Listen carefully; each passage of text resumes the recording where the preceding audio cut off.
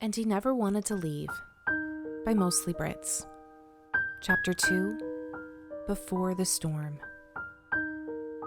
Bakugou's already showered, changed, and sitting on Kirishima's bed when the latter steps out of the bathroom, hair still dripping onto an old t-shirt and sweats, eyes widening in surprise.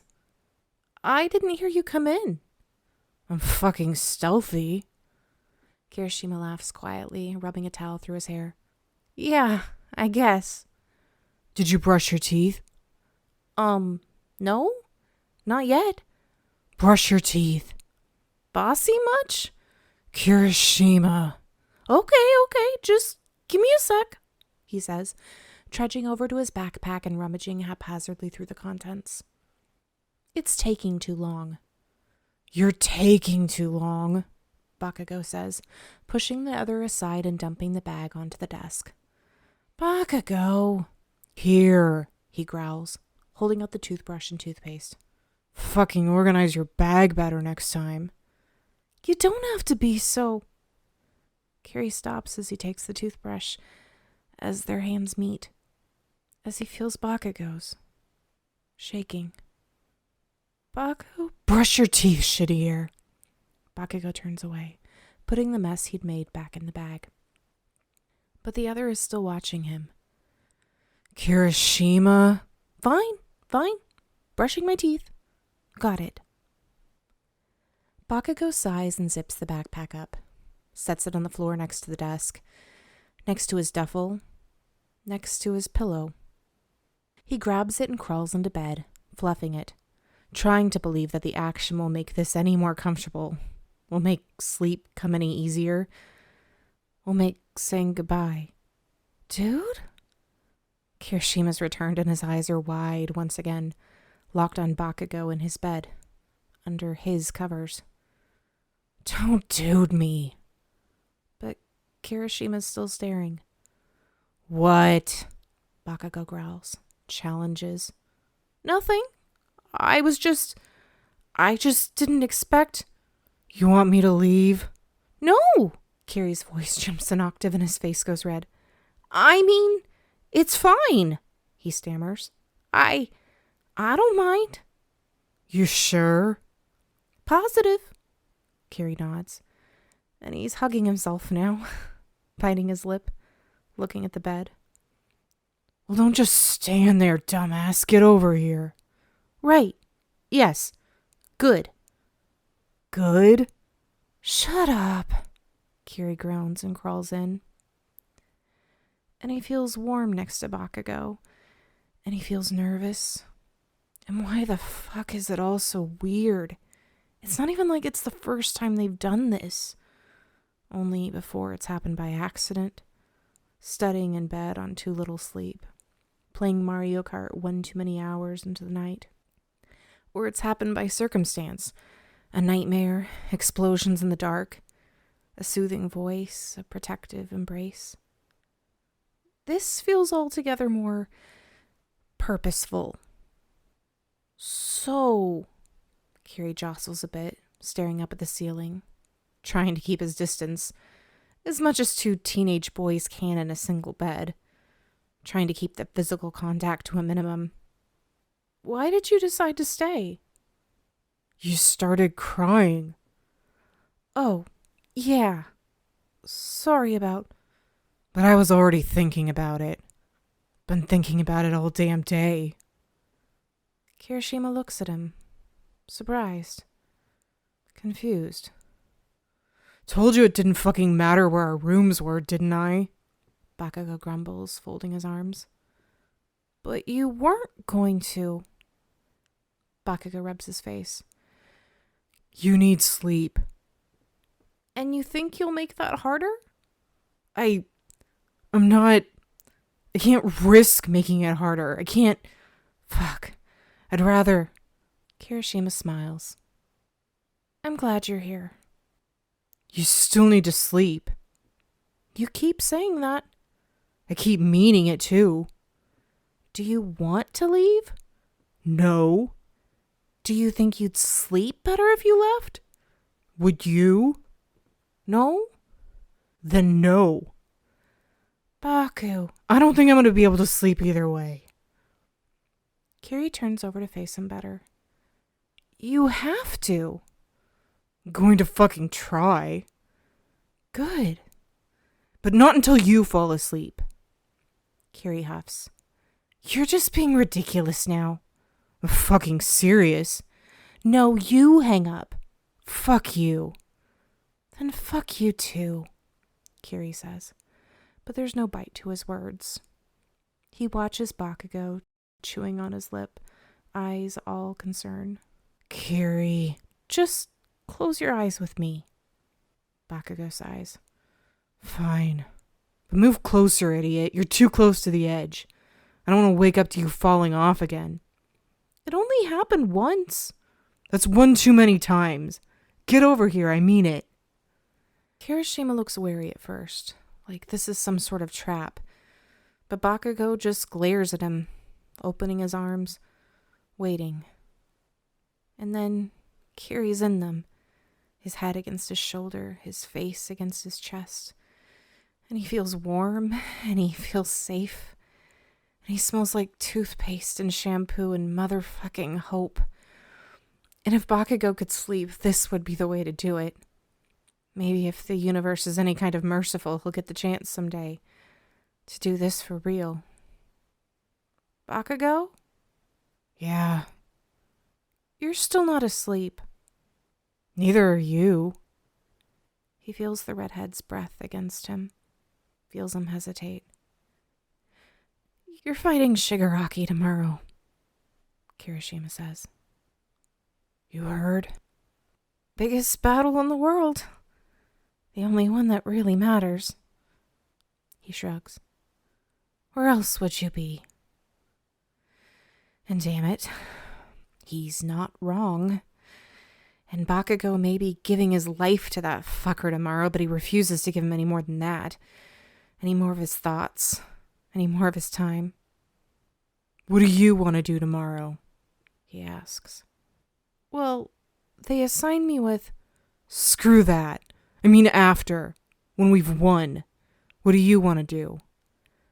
Bakugou, Kiri says softly. You know that's not... Shut it. You've just beat the hell out of a fuck ton of villains. The war is over and the birds are singing and there's a rainbow or some shit. The whole deal. Now what? Kiri sighs. I don't know. I guess I could go for some teriyaki. Bakugou laughs. He can't help it. Always food with you. Maybe a drink? Hell yeah. We'll get the idiots together. Denki'll probably wreck something. He always short circuits when he's drunk. Let him. We just saved the fucking world. The boy smiles, but it's not enough. It's not a Kiri smile. Not really. So we have some drinks, Bakugou goes on. Denki takes down a power grid or two. What next? Are we really doing this? Kirishima asks, looking at Bakugou now. Curious. Confused. What next? I don't know. Go back to school, I guess. You think it'll just start up again? That everything will go back to normal? No, but eventually, some things will. They have to, don't they? No matter what happens tomorrow, the world goes on. When we win tomorrow. Yeah, Kirishima agrees. But Bakugou can see the tears glistening in his eyes. When we win. What are you going to do after school? Kiri wipes his eyes. There's no way to do it nonchalantly. Not this close. Not when his face is practically in Bakugou's chest. But he tries, and Bakugou lets it be. Probably work out and study, I guess.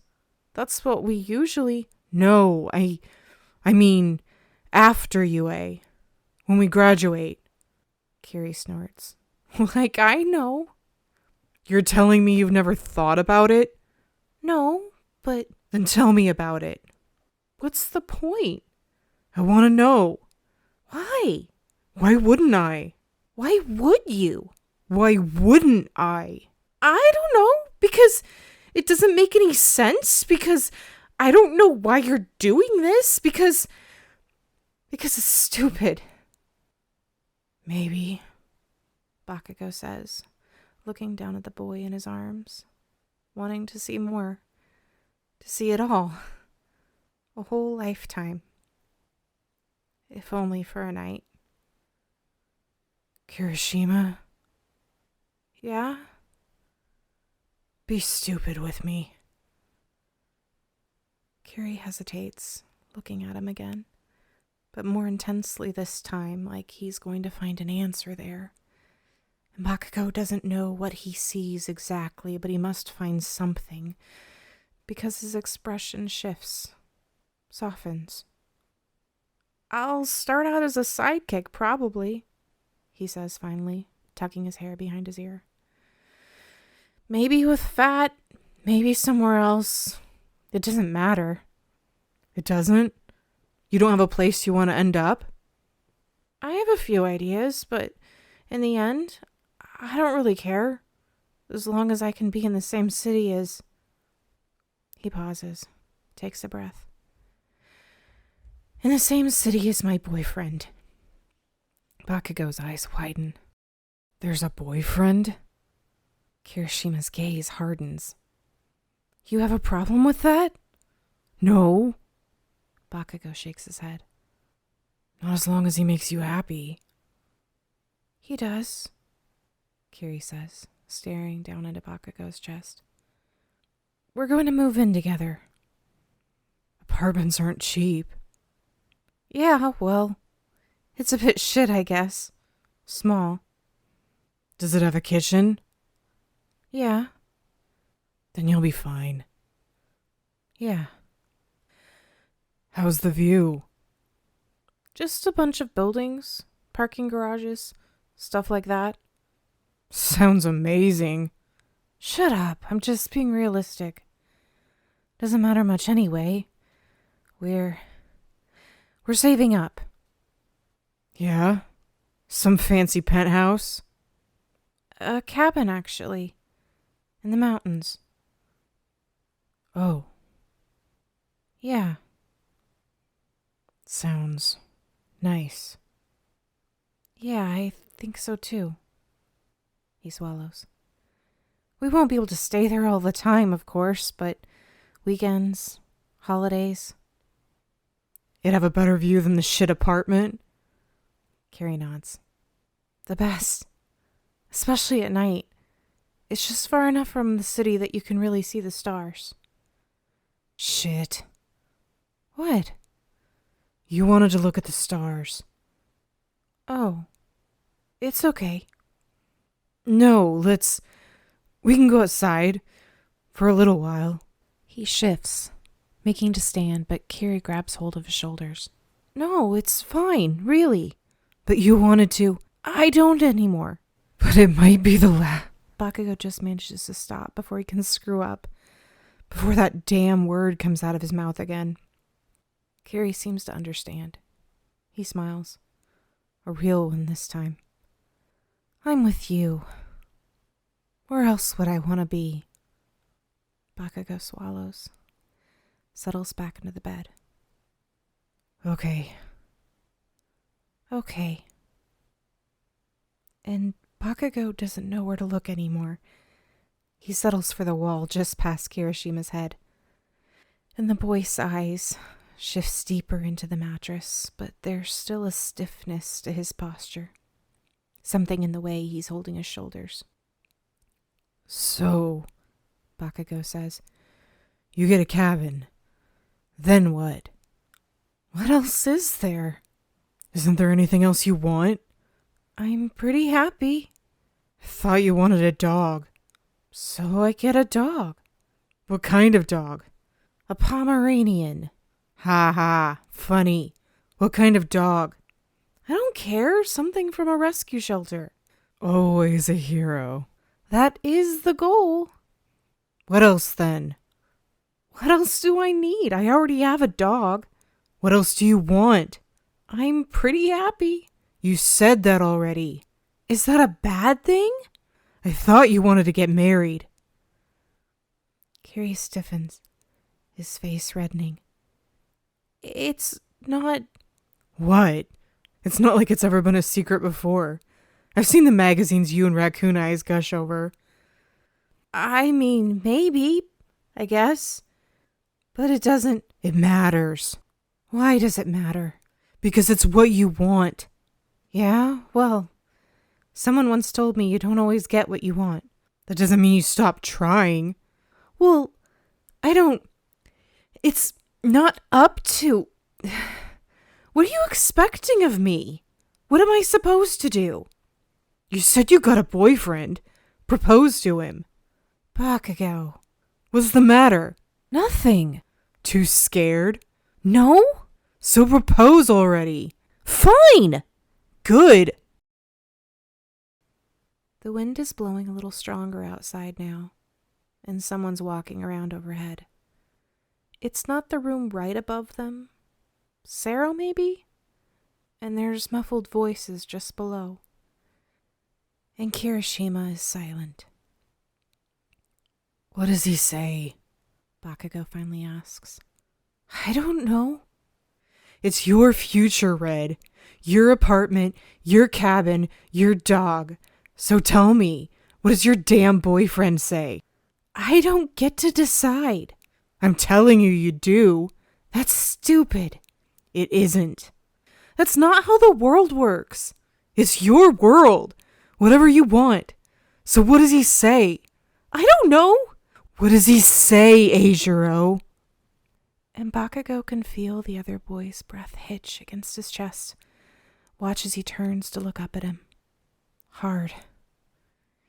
He says yes. Damn right he does. Bakugou grins, and he can feel the tears falling freely now, but he doesn't care anymore. How long you gonna make him wait to marry you? Why are you... Not long, I bet. He's probably impatient. Where's the wedding gonna be? Kiri grits his teeth. At the cabin. Sounds awesome. It's not a big wedding. Nothing wrong with that. Not many people. But all the idiots are there. Yeah, Kiri sighs. Have to be, don't they? Bet Mina's put herself in charge of all the decorations.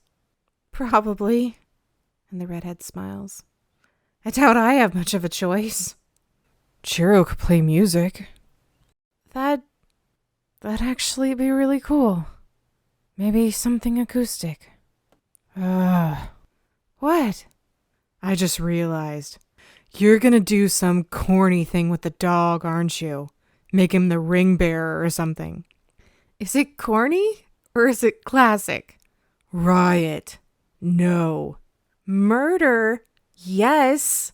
I love that you use that word of my name. Everyone else skips it. I can't imagine why. Food. Bakugou groans. What? The dog is bad enough, but you're gonna want a crap ton of food afterward, aren't you? You say that like it's a bad thing.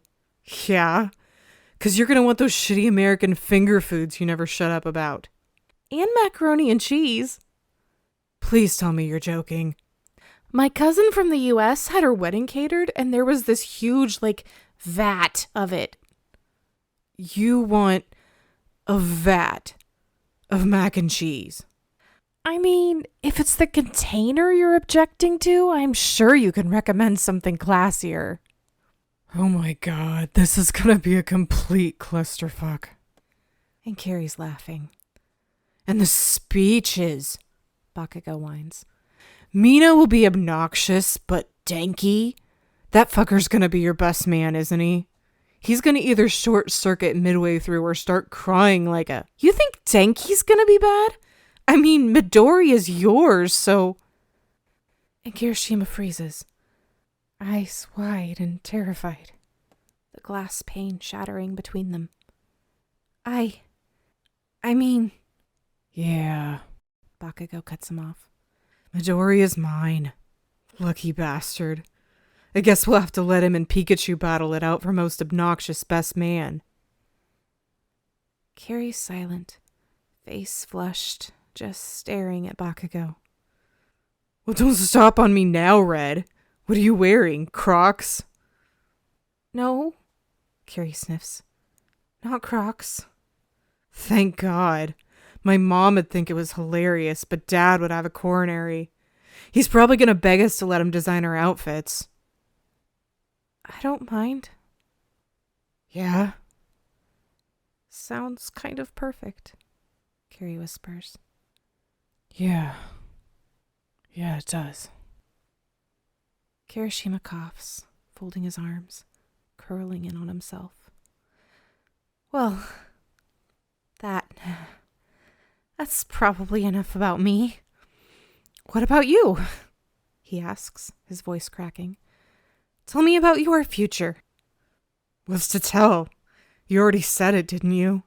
Shitty apartment, cabin in the mountains, crappy wedding food. Left out the part where I'm the #1 hero, of course, and the fact that we open a kick-ass agency together, but that's fine. You got the rest of it right. Bakugou. Eijiro. And there it is again. Eijiro's breath catching, his eyes widening, narrowing, looking away again. You can't just... I was serious. So was I. And Bakugou has always known that the redhead was brave. For all the boys worrying about not being enough, it's he who most often jumps in front of the other, taking the brunt of the blows, taking the world head on. So he isn't surprised when, after a moment of silence, of holding breaths, of staring, of only barely daring, it's Kirishima who does what Bakugou's still too chicken to do himself, and closes the distance, as Bakugou is kissed for the very first time, as Bakugou kissed for the very first time. And strange as it sounds, the first thing that hits him isn't so much the lips aspect of the whole thing, but the way his entire body reacts. It doesn't matter that they don't know what they're doing or where to put their hands. Everything feels electric, like all his senses have been heightened. But once that surprise passes, once he comes back to himself and to the moment, then, yeah, lips. He just wants more of them, because they're Kiri's, because he's been worshipping them from afar for too long, and now that he has them, he can't get enough. And he may not know what he's doing, but Kiri seems confident enough, competent enough, and for once, Bakugou doesn't mind letting someone else take the lead, because he can barely think, barely breathe, and what the fuck is wrong with him? Is he shaking? Is that normal? And isn't he supposed to be breathing? Does he have to? It's Eijiro who decides for him, pulling away just enough to catch a breath, to look into Bakugou's eyes like he's checking on him, making sure everything's okay.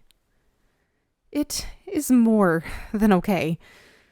He grins. He can't help it. It's taking over his face, that wide, feral look he knows he gets sometimes in the heat of battle. And maybe this isn't a battle, but the thrill is the same.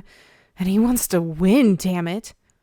Kirishima's grinning back at him now, leaning closer again until Bakugou can feel his breath, can feel his smile, his laugh. And now they're both laughing. And it's ridiculous, and it's amazing, and it's not even remotely enough. So Bakugou does the leaping this time, crashing their lips together again. And he's feeling a bit more in control, feeling a little like he wants to control. So he kisses a bit harder, a bit deeper. And he's become aware of his hands again. And apparently he can move them. And they need to be on Kiri's face. Why the fuck have they not been on his face? Why would they be anywhere else when they could be holding Kiri's jaw, his neck, running through his... his hair? His absolutely not shitty hair. He knows the bastard is using some kind of special conditioner and he is here for it. And did that sound come from Kiri or Bakugou? How is it possible that he doesn't know? Does it matter? Is it okay? Is it okay that he wants to hear that again? And if it was Kiri, how can he make him do that again? Eijiro, he whispers. And it's a cheap shot. He knows that. He's been using it all night. But the name feels good on his lips, and fuck does it make the redhead react. He seems to be wise to the trick, though, pinching Bakugou in the side and biting his lip for good measure. And can he do that? Is that a thing you can do? Is that a thing Bakugou can do? He does. Which makes Kiri react even more. Which makes him make that sound again. And oh, maybe this is a thing Bakugou can win. Once he knows all the rules. Once he knows how to break them. Eijiro, he drawls, running his hands down Kiri's sides now. The other boy shivers. Katsuki, he growls. And wow, it really isn't fair. And suddenly they're laughing again. And there's no way this is real. How can it be? Is it even possible to be this, whatever this is? Is it happiness? If it's not, it's something a whole lot like it. I'm so glad you're getting rid of the muscle clock, Bakugou teases between kisses. It would have made our shitty apartment even shittier. I never said I didn't want the clock anymore, Kiri answers coolly, moving to pepper soft kisses along Bakugou's jaw. I just didn't want it here. Well, I don't want it in our apartment. Kiri pulls away, grinning. But it's cute. It's not cute. You just don't know what's cute and what's not. I think you're cute. I'm not cute. Kiri pouts. You are. The redhead just looks at him, eyebrow raised. Sometimes, Bakugou concedes. And now? And fuck, the bastard is right. He is not cute right now. No, Bakugou whispers, eyes tracing the other boy's face. You're beautiful. God, is he beautiful? His smile softening, his cheeks glowing, his dark lashes fluttering, his teeth flashing, his eyes wanting. And you're fucking hot, Bakugou growls, rolling him onto his back, coming to rest on his elbows on either side of the redhead's face. And that face is a tapestry of emotions. Surprise, happiness, nervousness, hopefulness, desire. You're gonna want to keep the flame curtains too, aren't you? Kiri looks up at him seriously. I don't really give a shit about the flame curtains right now. I don't either, Bakugou admits, and he collides back into the other again. But the mood has shifted somehow. It's less playful and more pressing, urgent, imperative, like this is the most important thing they could be doing right now. And it's not that he wants Kiri's touches so much as that he needs them. So he pulls him closer, grasping at his waist, their legs slotting together. But it's not enough. How is it not enough? Why does he need him closer still?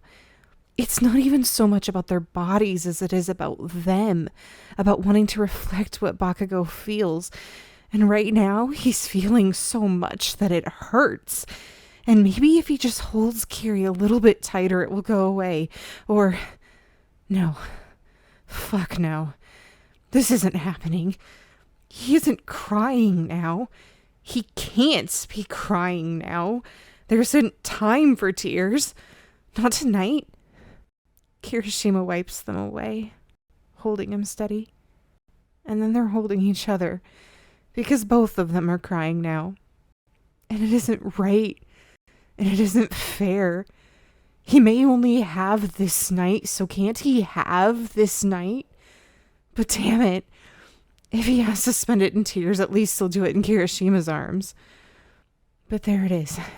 that spark, that spite, the anger he needs right now. He uses it to blink his tears away, to hold Kiri tighter, to feather calming kisses in his hair, on his forehead, down his face, until they're looking at each other again. And now Kiri seems to be calming, his tears drying, his face growing harder, more determined. Good. Because fuck this. Bakugou is not giving in to despair right now. He's not done kissing Kirishima. And he's not. But the air is shifted again. Their exchanges are slower now, deliberate, softer, reverent. Or maybe they've just moved through all the stages at this point. Maybe this is just as much about grief as it is about... Katsuki? Kiri says softly, pulling away to look Bakugou in the eyes. Yeah, I love you. I know. You love me too. I do. We're gonna get married. We are. On a mountain. Damn right. It's a nice future. It's a nice now. And we'll get to all the rest of it as soon as we beat the fuck out of Shigaraki and All For One. That's all? That's all. And then you're mine? I'm already yours. And you're mine. I'm yours. And you're mine. And it feels a little too earnest, like they've already stood on that mountainside saying words meant for eternity rather than a single night. But then Bakugou's always been a romantic, and for his part, he means them. He thinks Kirishima does too. And yeah, it's a little unorthodox. They're a little too brazen, a little too young. And maybe it's cheating, like they're cutting in line, skipping first dates, skipping dates altogether and jumping to proposals and vows whispered in the dark. But maybe that's just what happens when you bury your feelings for too long. Or maybe that's the right of those too young to go to war. But it feels right. It feels like himself. Because Bakugou's never been one to take the slower road. If he's going to do something, he goes full tilt, 1 to 100. He's not even sure he knows how to do things halfway. And maybe he needs this right now, because the morning's coming, because war is coming, and war is greedy. It takes and takes and takes.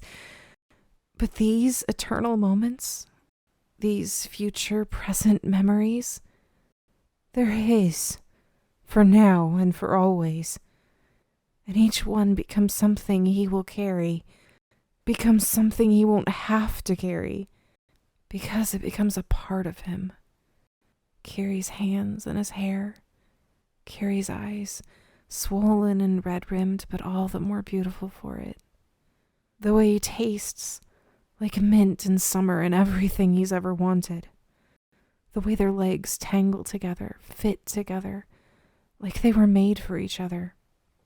The sound of his name in Kiri's mouth, sacred, whispered in a tone Bakugou's only ever dreamt of. The words he finally has the courage to say. He says them over and over. And everything feels like it's happening in slow motion, but Bakugou knows it's not. Knows time is speeding by. Knows that they have to stop, have to sleep, have to. But in the end, it's not as hard to do as he imagines. He keeps his word. It's Kiri's eyes that flutter close first. And part of Bakugou wants to stay awake, to just bask in the sight of this boy in his arms. He can't. But that's okay. Because a peace has been growing inside him. A courage. A reason. Because he is Eijiro's. And Eijiro is his. And that's something the morning can never take away.